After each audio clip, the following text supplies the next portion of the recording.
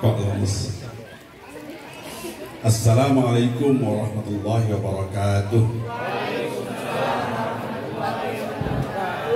Sekali lagi ya, biar lebih semangat. Assalamualaikum warahmatullahi wabarakatuh. Alhamdulillah wahdah sadaq wa'dah wa nasara 'abdah wa 'azza jundah wa hazama al-ahzab wahdah. Asyhadu an la ilaha illallah wahdahu la syarika lah wa asyhadu anna Muhammadan 'abduhu wa rasuluhu la nabiyya ba'dah. Allahumma shalli ala sayyidina Muhammad wa ala alihi wa ashabihi wa man tabi'ahum bi ihsan ila yaumiddin.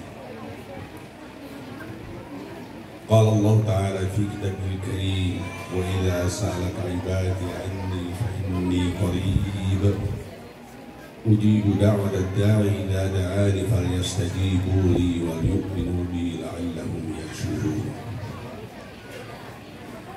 Puji syukur kita panjatkan kehadirat Allah Subhanahu wa Ta'ala atas segala nikmat dan karunia-Nya, sehingga pada hari ini di dalam keadaan masih bulan Syawal kita memulai kiprah kita para jamaah qiraati dengan mendengarkan pembukaan peresmian dan khotbil pertama setelah ribuan bulan puasa. Luar biasa. Mudah-mudahan ini adalah awal yang baik. Sesuatu yang diawali dengan baik insya Allah akan berakhir dengan baik. Wal aqibatu lil muttaqin. Pada kesempatan ini perkenankanlah saya yang biasa bergaul dengan ibu-ibu, guru-guru qiraati di seluruh Karawang, perkenankanlah mengucapkan sebuah doa. Ja'alallahu wa iyyakum minal aidin wal faizin kulla 'amin wa antum bi khair. Taqabbalallahu minna wa minkum taqabbal ya karim. Ya Allah, hendaklah Engkau jadikan kami ini orang-orang yang kembali ke jalan yang benar, ke jalan kesucian. Dan hendaklah Engkau jadikan kami ini orang-orang yang menang. Al-faizin artinya menang. Jangan biru ya. Minal aidin wal faidin. Minal aizin wal faizin. Banyak ya. Yang pertama dal, yang kedua zai. Itu kalau keliru maknanya beda. Minal aidin wal faizin. Ada ya'udu audan, itu maknanya kembali ke boleh sarapan lagi. Fitrah itu artinya secara bahasa adalah sarapan.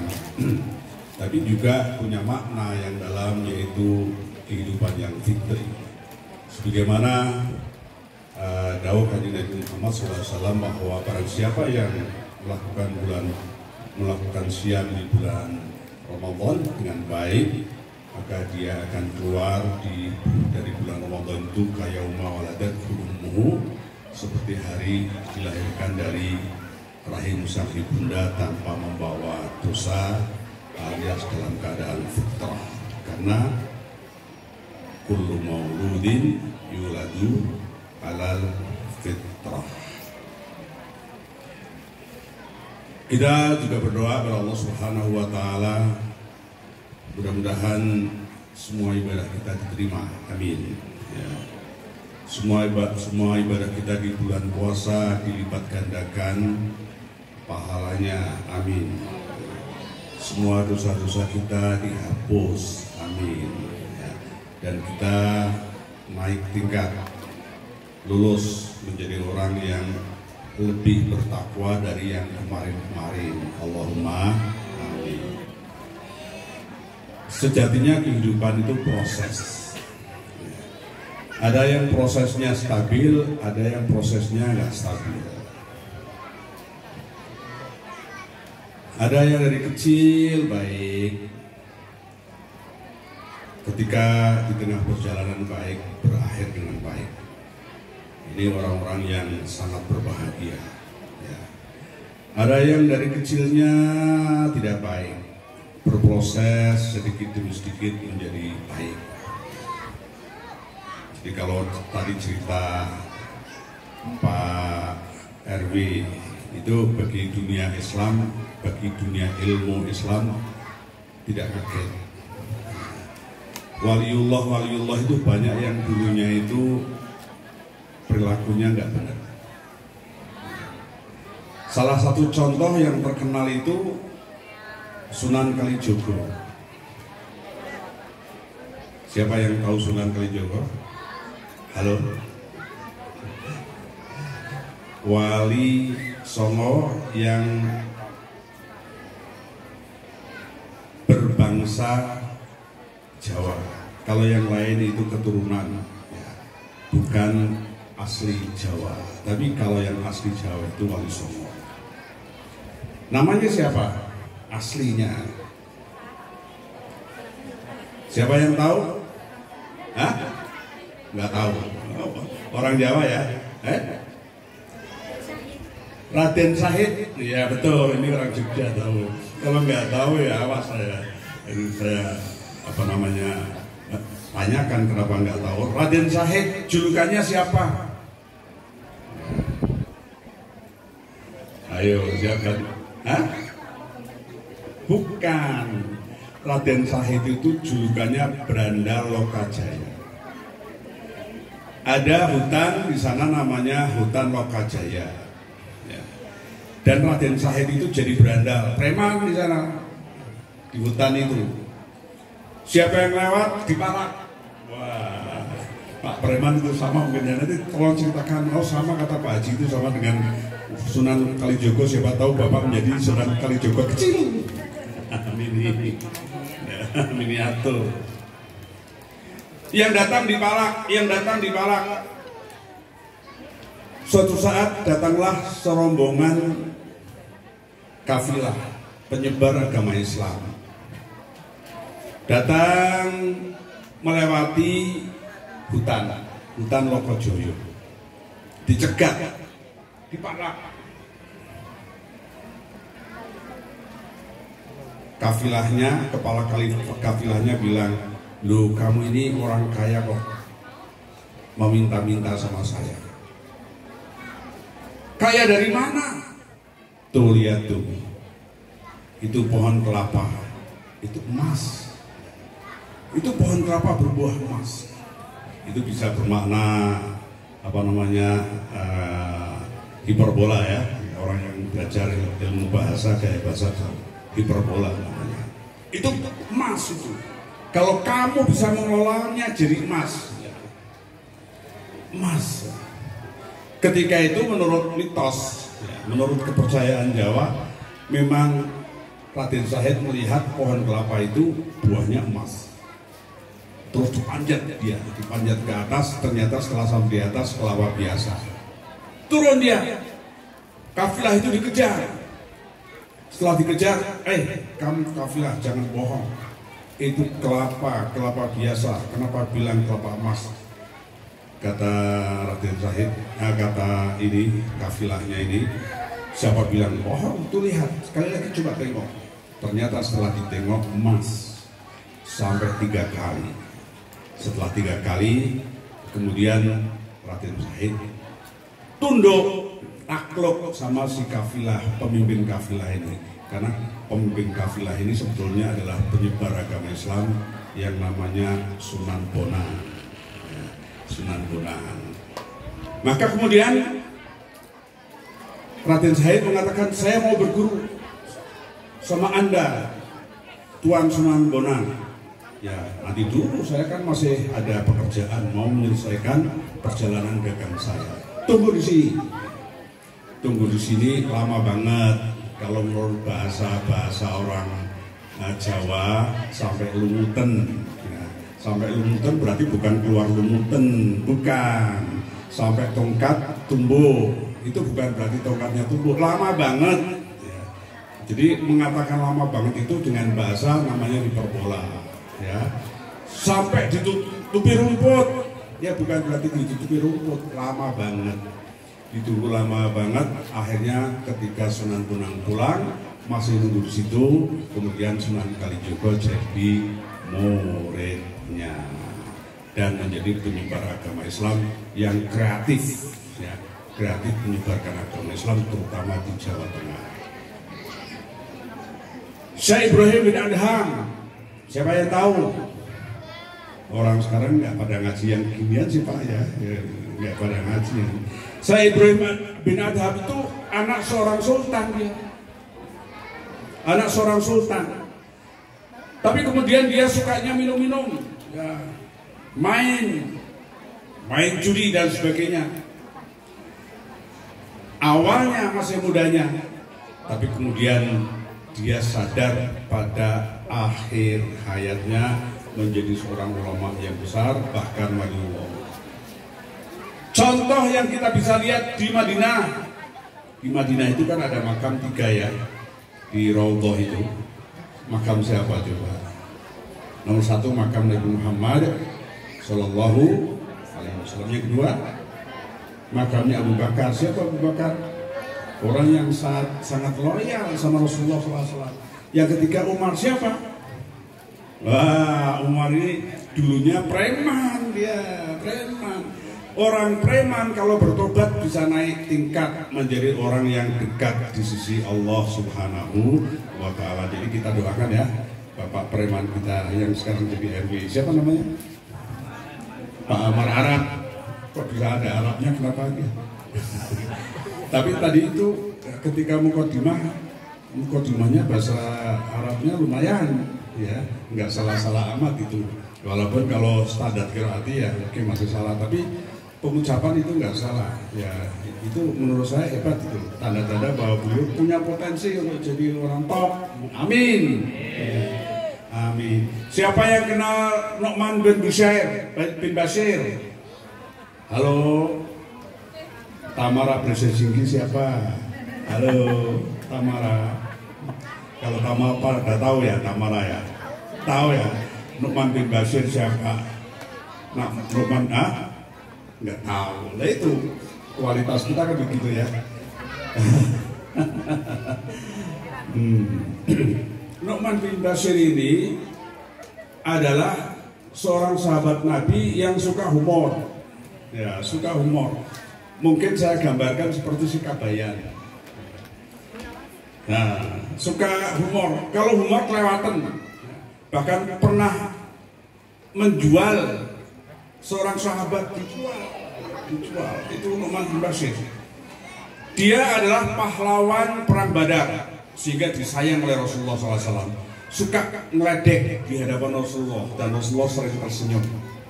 Dan Nu'man bin Bashir itu ada satu kebiasaan yang belum bisa ditinggalkan sampai akhirnya, yaitu minum arak. Belum bisa. Sehingga dia itu kalau ketahuan Rasulullah, dia kan ngumpet-ngumpet. Kalau ketahuan Rasulullah langsung ditangkap, dipukul, diajar, ya, diajar. Tapi dengan hajaran yang tidak menyebabkan dia mati, enggak. Hanya hajaran pendidikan, bukan digebukin seperti maling, bukan. Ya. Ketika itu para sahabat banyak yang menghujat dia. Rasulullah mengatakan jangan dihujat, kamu diam saja. Ya. Kalau dia harus dihukum, dipukul-pukul, tapi nggak boleh dikata-katain. Karena Rasulullah mengajarkan kepada kita tidak boleh membenci orang. Kita kalau mau membenci perbuatannya orang, orangnya nggak boleh kita benci. Karena orang bisa berubah, yang tadinya baik menjadi jelek, yang jelek menjadi baik. Contoh yang baik menjadi jelek adalah ulama Barseso. Siapa yang tahu? Halo ibu-ibu, Barseso. Siapa yang tahu? Ambil HP, browsing Barseso. Nah, ini kita itu kurang belajar yang begini-begini ya. Ambil HP, Barseso. Ini ulama di zaman Nabi Musa alaihissalam. Dia ulama yang levelnya sangat tinggi. Bahkan kalau di dalam mitos itu beliau kalau sholat naik, levelnya itu naik. tapi di akhir hayatnya dia murtad. Na'udzubillahi min dzalik. Siapa yang udah ketemu? Siapa yang udah ketemu Barseso? Angkat jari. Maksudnya begini, ketika saya bicara itu bahwa yang saya bicarakan itu selalu ada dasarnya, tidak ngawur. Sudah ketemu ibu Barseso? Kalau Bu Eti biasa diskus soal Barseso sama saya.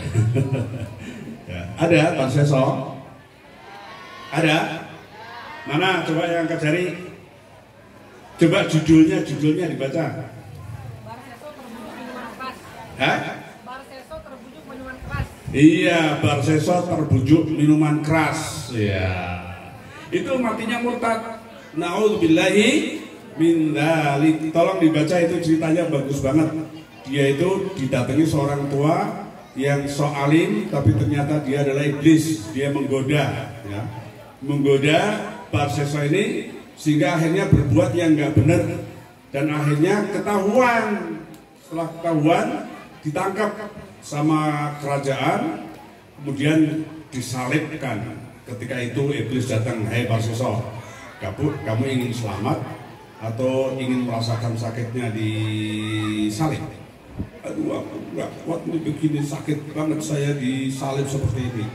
"Kamu kalau begitu, kalau ingin pertolongan, sujud sama saya."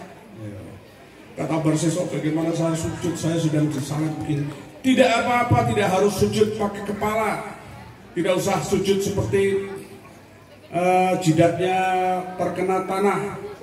Asal kamu mengangguk saja, udah cukup. Itu sebagai bukti bahwa kamu tunduk sama saya." Ketika itu Allah Ta'ala mentakdirkan Barseso mengangguk, artinya patuh, tunduk, ikut, ingin dibantu sama iblis. Ketika saat itulah nyawanya dicabut oleh Allah Subhanahu wa Ta'ala, mati su'ul khotimah. Karena itu siapapun dia, apakah dia seorang presiden, apakah dia seorang jenderal, apakah kita sebagai guru ngaji, sebagai orang awam, pasti doanya yang paling penting di akhir doa kita adalah, "Ya Allah, jadikanlah kami ini ketika wafat husnul khotimah." Para bapak dan para sekalian, pada hari ini kita bersyukur bisa menyaksikan adik-adik kita tampil di panggung ini. Ya. Tadi sudah dikatakan gak gampang, ya. Di samping bacaannya, lisannya harus benar. Ya.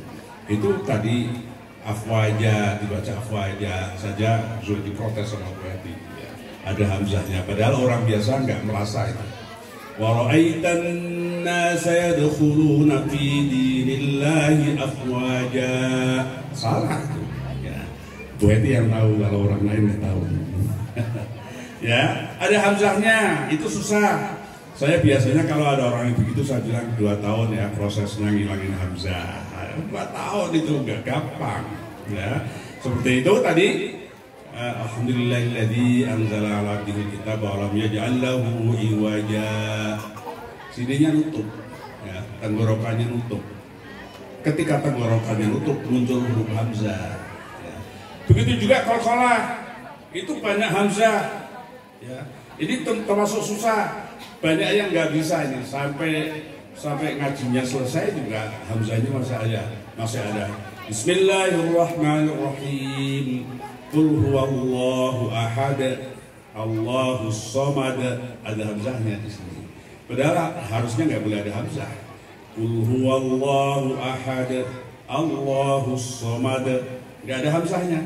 Pak, bedanya susah. Ya sudah belajar. Pak, belum bisa-bisa, nggak apa-apa kalau proses belajar itu, ya. Yang tidak boleh terjadi itu nggak mau belajar. Selama masih belajar, salah itu diampuni oleh Allah Subhanahu wa Ta'ala. Kalau bapak-bapak naik mobil nabrak pagar, orang-orang bilang nyopir nggak becus, ya, betul ya, nabrak pagar.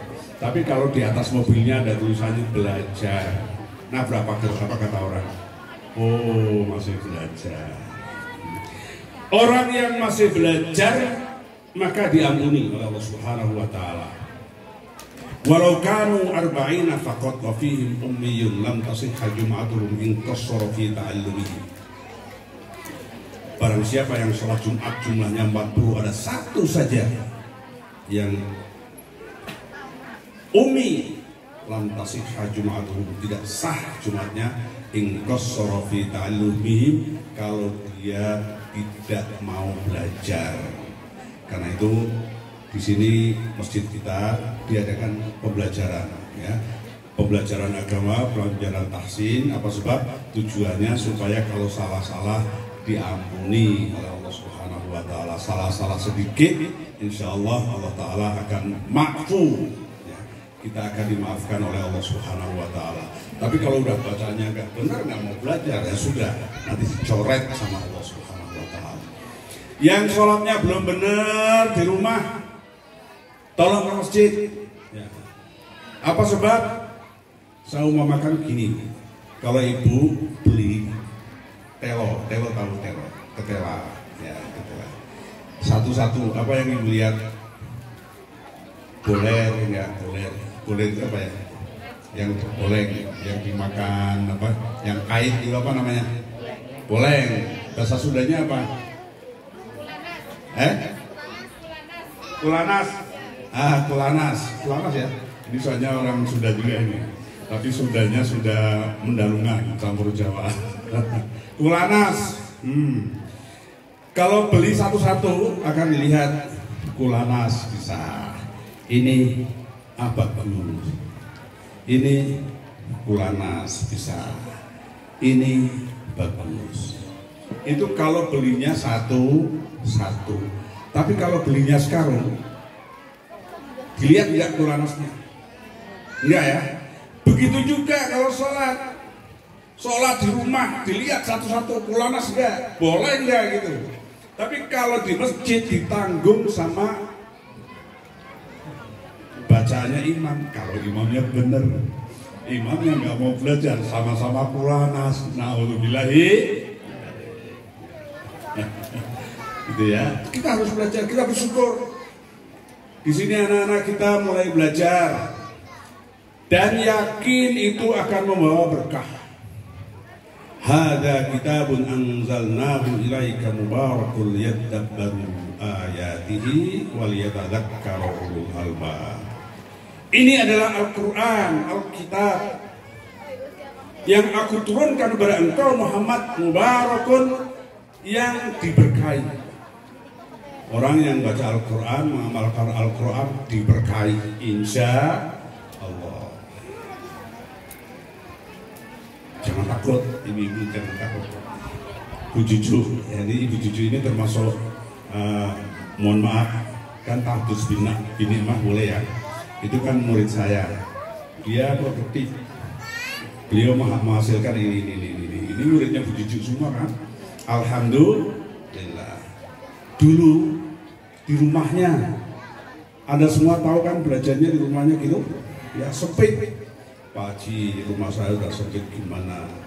Nah, terus itu sebelah mau dijual tapi nggak punya duit. Ya mohon sama yang punya duit. Yang punya duit di sini kan pelit-pelit. Oh, yang punya duit maksudnya Allah Subhanahu wa Ta'ala. Minta sama Allah Ta'ala. Coba nanti kalau hotmail, saya akan bicara sama ibu-ibu, bapak-bapak. Setelah itu saya berdiri seperti ini, tidak pakai kursi, malah berdiri waktu itu. Saya bilang bapak-bapak dan ibu sekalian, man razaqahullahu biwaladin fa'alaihi bita'limihi wa ta'dibihi faman taraka waladahu jahilan fakana kullu dzambin 'amilahu alaihi. Setiap orang yang mendapatkan karunia anak, maka dia wajib mendidik dan mengajarkan. Barang siapa yang membiarkan anaknya bodoh, nanti kalau berdosa ditanggung sama orang tuanya. Kenapa nggak ngajarin? Nah, bapak-bapak sekalian, waktu itu saya di sana. Ini anak-anak ini bukan kewajiban lu jujur, bukan kewajiban lu Siti, ini yang ada di sini bukan.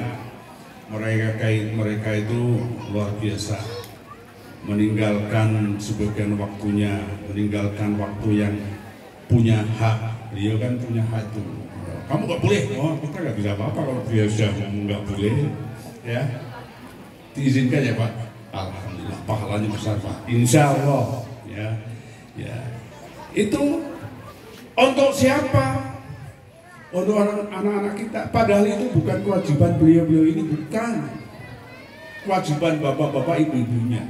Nah, kalau bapak-bapak ibunya nggak bisa ngajarin sendiri, serahkan pada ahlinya. Ya. Saya waktu itu bilang di tempat cucu, para bapak, mungkin ibu-ibu ada yang menyaksikan waktu itu ya. Tolong bapak-bapak dengerin, saya orang jauh, bukan orang di sini. Ya. Sama bu cucu saya jauh, tapi saya peduli. Saya ingin rumah sebelah itu dibeli. Saya akan mendermakan sedekah ala kadarnya 1 juta ngutang. Ngutang, mereka nggak punya duit saya. Ngutang, ya boleh nggak bejujuk? Boleh. Alhamdulillah rupanya itu satu motivasi yang besar sehingga masyarakat setempat sekarang akhirnya pada bilang gini, Pak Haji yang orang jauh saja mikir, masa kita orang dekat nggak mikir. Sehingga dalam waktu 1 bulan kalau nggak salah itu 1 bulan atau 2 bulan terkumpul uang 150 juta dan bisa beli. Sekarang katanya masih mau beli lagi, wallahu alam sudah kebeli atau belum. Di tempat Bu Ida sama. Kalau Bu Ida itu luar biasa itu, ya luar biasa. Hanya dalam waktu 3 bulan, 4 bulan itu bisa bangun dengan dana 500 juta. Ya, ibu-ibu semua ada di sini menyaksikan kan? Ya. Ketika itu sambil agak serak-serak suaranya karena ya bagaimana ya. Ketika COVID selesai, anak-anak kan mulai pada masuk, wah mereka ngajinya berantakan karena jumlahnya tambah banyak. Ketika itu di rumahnya Bu Ida itu penuh, pada di pinggir. Ketika itu Bu Ida bilang sama saya, Pak Haji, itu murid-murid saya begitu banyak, gimana ya Pak Haji? Udah lebih dari 300. Bu Siti berapa Bu Siti muridnya? Untuk 200, alhamdulillah. Sini berapa sini? Oh, top. Baru sudah 110, top ya. Tepuk tangan untuk mereka. Iya.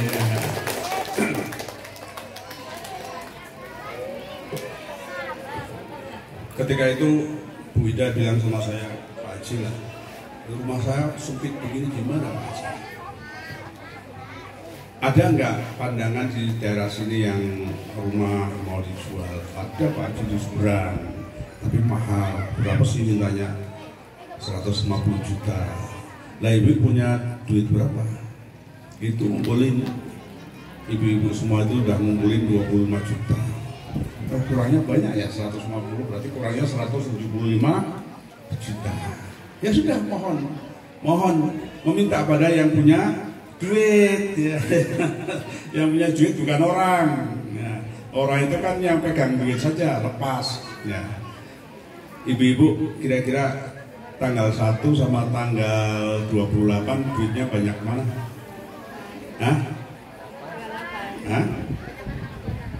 Banyak kan tanggal 1 ya? Kenapa tanggal 28? Oh, gajiannya tanggal 25. Kalau tanggal 24 dikit ya. Kalau punya saya tanggal 24 banyak. Apa sebab pecahan semua. Kalau tanggal 1 kan masih ratusan. Kalau tanggal 24 kan udah pecahan jadi banyak. Nah, besoknya itu datang ke tempat Bu Ida.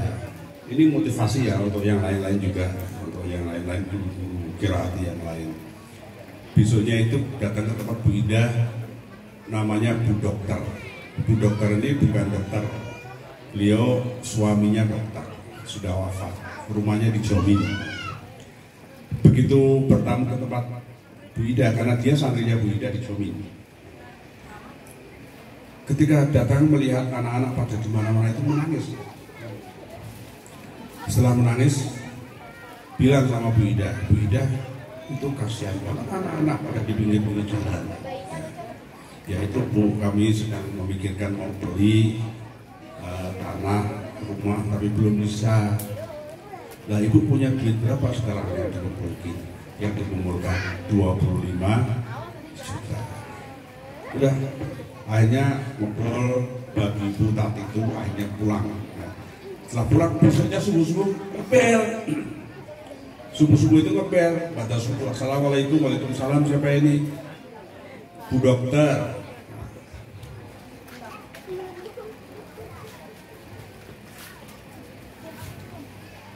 Ya. Terus gimana Bu Dokter, ada kabar apa? Ini saya ingin infak sedikit. Saya sudah kirim transfer ke rekening Ibu, tolong dilihat. Pagi-pagi melihat Bu Farida itu melihat masuk ke rekening berapa Ibu tahu nggak? 25 juta. 25 juta. Silahkan tanya sama Bu Farida kalau nggak percaya. Besoknya ada telepon dari Solo. Assalamualaikum, waalaikumsalam. Siapa ini? Bu Endang. Bu Endang mana? Yang dulu dijomin suaminya namanya Pak Endang, udah wafat, akhirnya balik ke Solo. Ini kemarin saya telepon-teleponan sama Bu Dokter, katanya Bu Farida sedang mau beli tanah. Iya, tapi belum cukup dananya. Ya kalau begitu saya hari ini sedikit transfer. Tolong dilihat. Kira-kira berapa? Ada yang pernah dengar dari Bu Farida? 50 juta. 50 juta. Besoknya itu Bu Endang itu nelpon lagi. Itu kemarin Bu Farida itu infak dari suami saya almarhum. Saya juga kepingin infak. Tolong dilihat, saya transfer lagi. Berapa? Tahu? 50 juta. Berarti berapa? 25 plus 50 plus 50 berapa? 125 juta plus duitnya Bu Farida berapa? 25 juta. Harga tanahnya berapa? 150 juta. Pas. Allah Ta'ala itu kalau ngasih nggak lebih-lebih. Saya juga kalau punya uang mendingan pas, gitu ya, pas-pasan.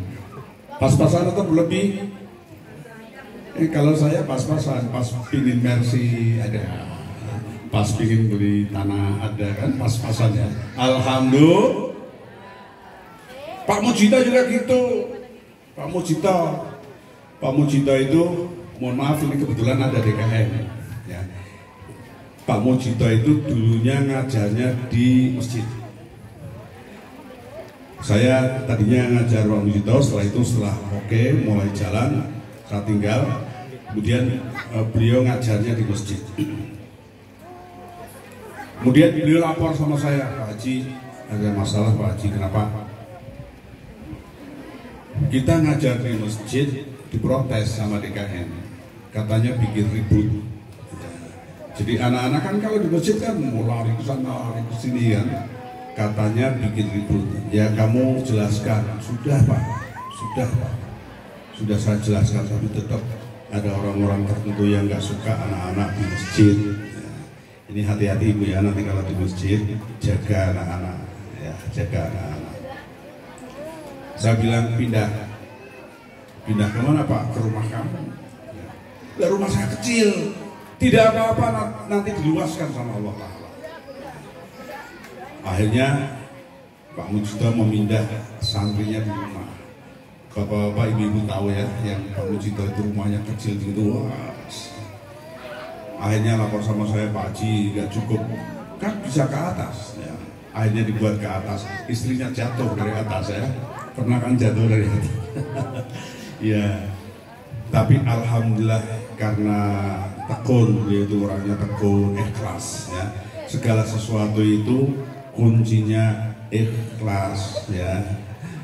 Fa ammaz zabadu fayadhhabu jufaa'a wa amma ma yanfa'un nasa fayanqutu fil ardh. Surat apa ini? Cari ya, surat Ar-Ra'd. Adapun buih walaupun kelihatan besar, maka dia akan musnah di telan masa.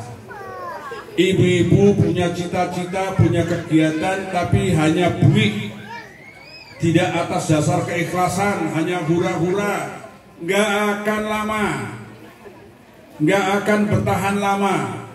Fayadhabu jufa'a, dia akan musnah di telan masa. Wa amma ma yanfa'un nas, tapi apapun yang bermanfaat bagi manusia, fayamkuthu fil ardh, dia akan menancap di bumi. Ibu-ibu sudah buktikan di sini, anak-anak sudah bisa ngaji begitu bagus. Kalau kesalahan itu pasti ada sedikit-sedikit, tapi secara umum sudah begitu bagus. Bahkan ngerti yang orang-orang lain tidak ngerti.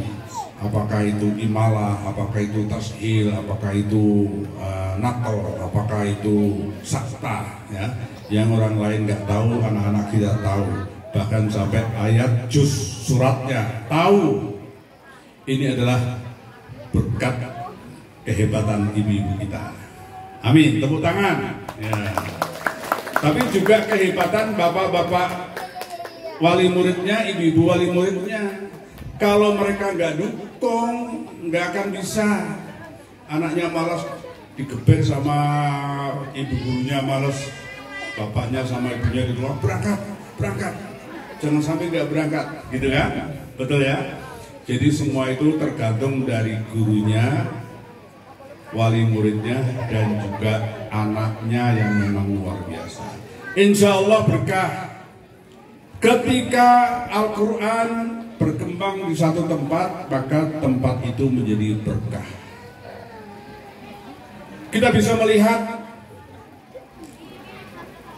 dulu konstelasi politik di zaman Rasulullah. Ini adalah Jazirah Arab, ini Afrika inilah Afrika. Nah, ini Timur Tengah, yang lain Mediterania, ya. Ini Syam, di sini Syam. Daerah-daerah ini dikuasai oleh kekuasaan Romawi Timur, kekuasaan Romawi. Daerah sini dikuasai oleh kekuasaan Persia. Afrika, daerah-daerah pantai sudah dikuasai oleh kekuasaan Romawi. Bahkan ada kerajaan-kerajaan Kristen di pinggir, termasuk adalah Ethiopia. Arab Saudi di Yaman yang sekarang dikuasai Houthi dan teman-temannya, itu dikuasai oleh Romawi dengan meletakkan gubernur di sana. Gubernurnya siapa yang tahu? Gubernur di Yaman. Nah, ini Sirah Nabawiyah harus tahu. Gubernur di Yaman pada waktu itu adalah Abroha. Nah, terkenal kan? Yang pernah nyerang ke Mekah untuk supaya orang-orang beribadahnya ke Yaman. Nah, itu. Kenapa Arab gak disentuh? Karena Arab nggak ada apa-apanya. Orangnya tidak ada apa-apanya. Orangnya umi, nggak ada potensi. Al-Quranul Karim di surat Jum'ah menyatakan, "Walladzi ba'atha fil ummiyina rasulan minhum yatlu 'alaihim ayatihi wa yuzakkihim wa yu'allimuhumul kitaba wal hikmah wa in kanu min qablu lafi dhalalin mubin." Walladzi, dialah Allah Ta'ala, ba'atha, yang mengutus fil ummiyina, di tengah-tengah orang yang bodoh-bodoh, orang jahiliyah, orang nggak bisa nulis, nggak ada potensi, rasulan, seorang utusan, yatlu alaihim ayatihi. Ini nomor satu yang dilakukan oleh Rasulullah, mengajarkan membaca Al-Quran. Yatlu alaihim ayati wa yuzakkihim, dan membersihkan karakternya, karakter syirik, karakter hubudunya, toma, itba'ul hawa, ujub, takabur, hasud, sum'ah, riya, hapus. Orang yang mata duitan, orang yang suka homo homini locus. Apa homo homini locus? Bahasa Latin. Homo homini locus artinya yang kuat memeras yang lemah, ya. Jadi hukum itu hanya berlaku untuk yang kuat, yang lemah ditindas. Homo homini lupus. Ya.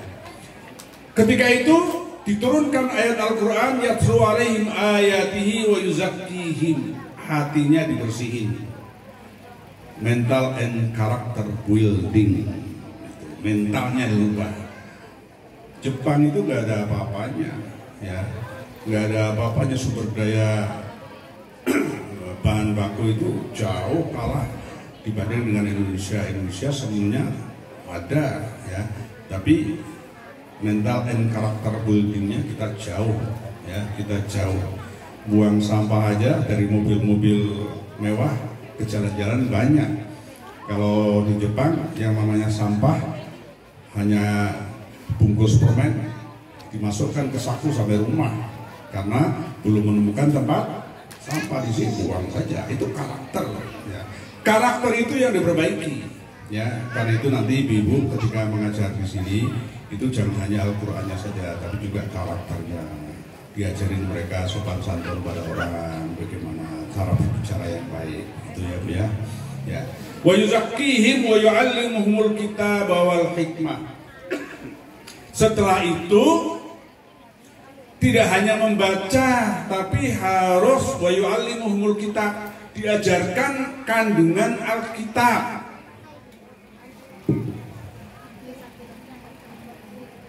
Ini apa? Pisang. Rasanya pisang gimana? Manis. Bisa merasakan rasa pisang manis gimana? Dikupas.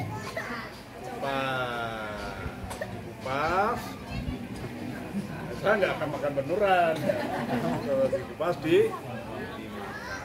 Mengupasnya ini harus pakai ulumul Quran yang lain. Anak-anak ibu baru sampai di sini, baru bisa membaca ini pisang, warnanya kuning, hanya bisa membaca pisang, tapi kandungan pisangnya seperti apa belum tahu. Vitaminnya ada berapa? Nggak tahu kan? Itu analisis kimia. Nanti dilihat, setelah dilihat dimakan, tidak hanya dimakan, tapi diambil satu contoh, diteliti. Kaliumnya berapa, kalsiumnya berapa, karbohidratnya berapa, lemaknya berapa. Ini pakar, ini para ahli tafsir seperti itu. Jadi pisang ini jangan hanya dilihat. Sekarang ini kita masih levelnya di melihat pisang. Itulah yang disebut di dalam Al-Quran wa yu'allimuhumul kitaba wal hikmah. Apa al-hikmah? Al-hikmah itu satu tindakan pengambilan keputusan yang didasari dengan ilmu dan kebijaksanaan yang sesuai dengan kebenaran. Saya ingin cerita tentang hikmah.